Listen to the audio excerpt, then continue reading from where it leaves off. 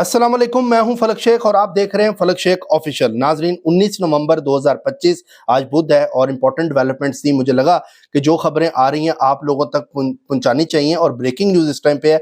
उसामा साहब के साथ हमारा जो प्रोग्राम है वो अपलोड आपको पता है डेली बेसिस पे होता है। आज का प्रोग्राम भी अपलोड है, वो आप प्रीवियस वीडियो जाके देख सकते हैं जो जो उन्होंने प्रिडिक्शंस दी, कैलकुलेशंस दी। और अब आप देखें कि इस टाइम जो खबर क्या आ रही है, LOC उड़ी सेक्टर जो है वो पाकिस्तान ने एक तो उस तरफ बात हम करते हैं, लेकिन पाकिस्तान ने न्यू नोटम जो है वो जारी कर दिया है। आपको पता है कि 9 मई को जो कन्फ्लिक्ट हुआ था पाकिस्तान और इंडिया का, उसके बाद से पाकिस्तान ने अपनी फ़िज़ाई हदूद जो है वो बंद कर दी थी इंडिया के खिलाफ। किसी किस्म का भी जो जहाज़ है, कोई कार्गो जहाज़ है या कोई भी है, आसमानी कौंसल में वो नहीं एंटर हो सकता इंडिया का।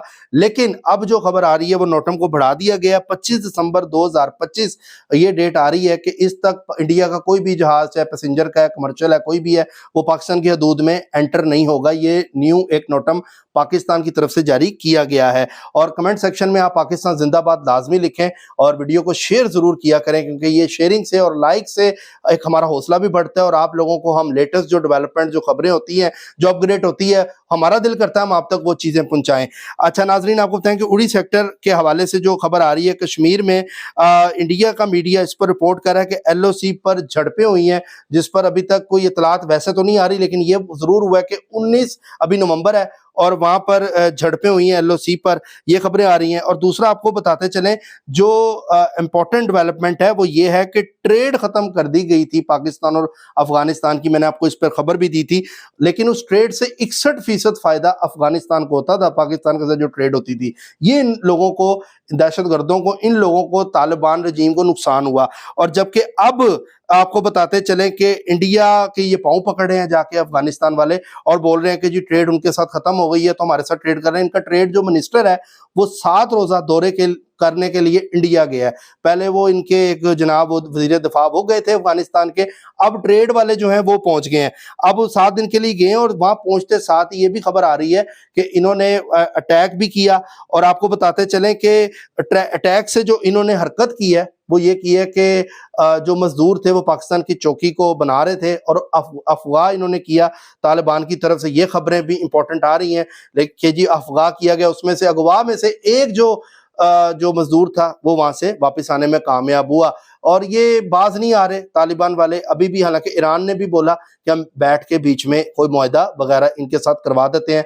तुर्की भी समझ गए इन लोगों को और उसके अलावा कतर भी अब इन लोगों को, दोहा जो है वो समझ गया कि ये लोग क्या हरकतें कर रहे हैं। अच्छा, एक तो ट्रेड खत्म कर दी थी और उसको आपको बताते चलें कि वहां के जो ट्रेड वाले जो है अफगानिस्तान में, वो कह रहे हैं पाकिस्तान की कोई भी चीज अगर आपके पास है तो उसको आपने 3 महीनों के अंदर अंदर खत्म करना है, आपकी दुकान पे ये नजर ना आए, क्योंकि अब हमारा ट्रेड पाकिस्तान के साथ कभी नहीं होगा।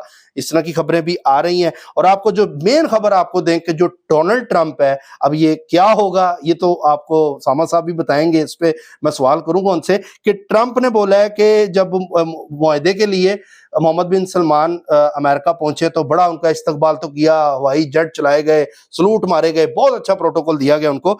लेकिन उन्होंने भी 600 बिलियन का जो मुआहदा था वो बढ़ाकर 1 ट्रिलियन बिलियन का कर दिया इन लोगों के साथ कि जी ठीक है आप हमारा इतना प्रोटोकॉल देने साथ दे रहे हैं। F-35 का भी उन्होंने आपस में हो गया, 300 टैंक भी दिए जा रहे हैं इस टाइम पे। आप समझ लें कि सऊदी अरब को, और उसके अलावा सिविल न्यूक्लियर मुआहदे भी हुए, उस पर भी इतफाक हुआ, 300 टैंक का हुआ, क्रिटिकल मिनरल पे भी डील हुई है। और ट्रंप ने बोला है कि दुनिया में 8 बड़ी जंगें जो है वो मैंने रुकवाई हैं, जिसमें से पाकिस्तान की 2 दफा मैंने जंग को रुकवाया। एक वो जो मई में हुई थी और एक वो जो इंडिया अटैक करने लगा था तो मैं बीच में पड़ गया। मैंने कॉल की मोदी को और बोला कि अटैक नहीं करना, क्योंकि इंडिया चाह रहा था कि अटैक हो। तो इस तरह की खबरें भी इस टाइम सामने आ रही हैं। अब ये आपको पता है ट्रंप ने पहले भी जो बातें की हैं वो कितनी पूरी हुई हैं। इसराइल का आप सीज फायर देख लें, वो अभी तक वैसे का वैसा ही है। वहां पर कौन सी इन्होंने कोई ऐसी चीज की है जिससे नजर आए? गजा पे वैसे का वैसा हमला हो रहा है, हमास पे वैसे का वैसा हमला हो रहा है। और जबकि ये बात सीज फायर होने के बावजूद भी अभी तक जो रिपोर्ट आ रही है 66,000 से भी ज्यादा जो फलस्तीनी है गुज़िश्ता साल में ये शहीद हुए हैं वहां पे, ये वहां पे अपडेट आई है। अच्छा, अब आपको बताएं जो पाकिस्तान की खुशखबरी है, सबसे पहले आपको वो देते हैं। अच्छा, खुशखबरी से याद आया, पाकिस्तान जिम्बाब्वे से तो कल जीता, और अब आपको बताएं ट्राई सीरीज में एक खुशखबरी ये भी थी, लेकिन एक अपडेट आपको देनी थी कि आपको ये अपडेट देनी थी कि आप ये समझें कि जो श्रीलंका का कैप्टन था ना, उसको निकाल दिया गया क्रिकेट बोर्ड की तरफ से। वो इसलिए कि वो उकसा रहा था प्लेयर्स को कि आओ जी वापस चलते हैं, जिसमें बड़ा जबरदस्त मैं समझता हूँ मोहसिन नकवी साहब ने बीच में बैठ के, और मैं श्रीलंका का भी शुक्रिया, उनका गवर्नमेंट का भी शुक्रिया कि उन्होंने पाकिस्तान पे एतबार किया, समझा पाकिस्तान की फोर्स को, क्योंकि पाकिस्तान आर्मी आपको पता है नंबर 1 है, हमारी सिक्योरिटी सर्विसेज नंबर 1 है, दुनिया इस पर बात करती है, हम क्या बात करें, दुनिया करती है। आप इंटरनेशनल लोगों को निकाल के देख ले, जज्बा और जुनून से पता लग जाता है कि पाकिस्तान जो फोर्सेज है, एयर फोर्स है, वो किस नंबर पर आती है, नंबर 1 रैंक पे है। और अब आपको बताएं कि जो वहां के जो श्रीलंकन मीडिया है उन्होंने भी बताया कि असलंका उनका नाम है आई थिंक कैप्टन का, उनको अब वहां से फारिग कर दिया गया है कैप्टनसी से, और आगे हो सकता है वो मैचेस ना खेलें, ट्राई सीरीज में भी वो चले गए हैं। जिम्बाब्वे और आई थिंक श्रीलंका इधर ही हैं, तो आगे देखते हैं क्या चीजें होती हैं। और दूसरा आपको बताएं कि एक और ये खुशखबरी थी, पाकिस्तान जीता, और एक खुशखबरी आपको मैं देने लगा हूं, वो अमेरिका कांग्रेस जो रिपोर्ट है उन्होंने डॉक्यूमेंट पेश कर दी है। ये बहुत बड़ी बात होती है कि डॉक्यूमेंट पेश हो जाना, और 4 दिन की लड़ाई में जो मई में हुई उसमें पाकिस्तान को विनर करार दे दिया गया है, और इसमें बड़ा मैं समझता हूं कि उन्होंने डॉक्यूमेंट्स में शामिल किया है।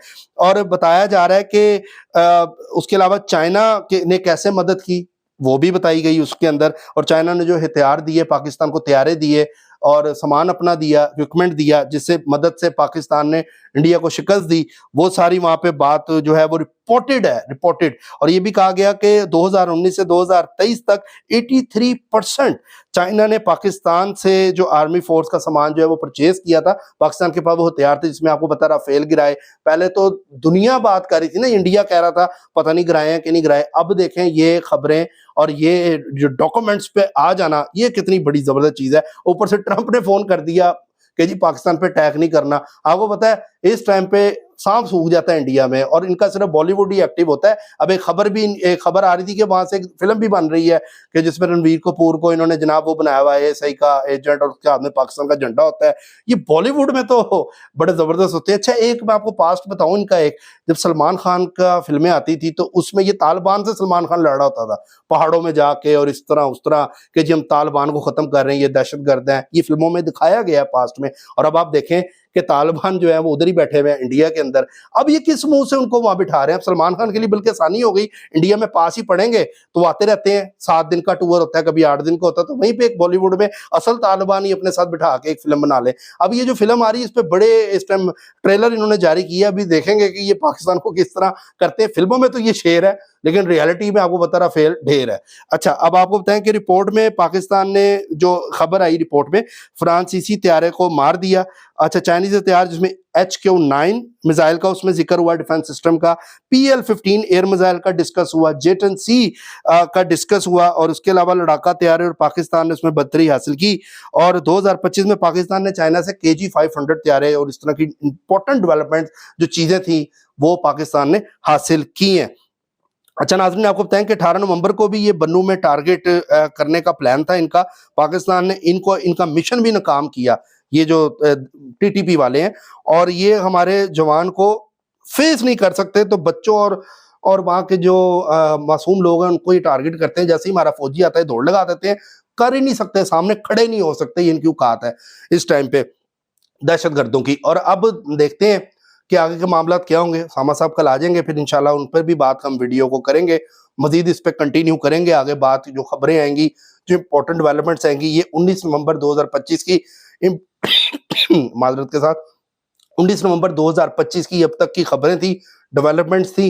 और अब आगे जो होगा वो हमारा प्रोग्राम सुबह लगेगा, उसमें आपको पता है इस्लामिक टच भी होता है, साथ उनकी प्रेडिक्शंस भी होती हैं जो चीजें चलेंगी। लेकिन LOC उड़ी सेक्टर कश्मीर वाले लोग अब बताएंगे, हिना वहां पर होंगी, फैसल हैं, और भी बड़े लोग हैं जो हमें कमेंट्स करते हैं, बताते हैं कि वहां पे क्या मामला होंगे। बाकी उनसे जानते हैं। सब्सक्राइब कर लें, बेल आइकन दबाएं, जुड़े रहें। अल्लाह हाफिज।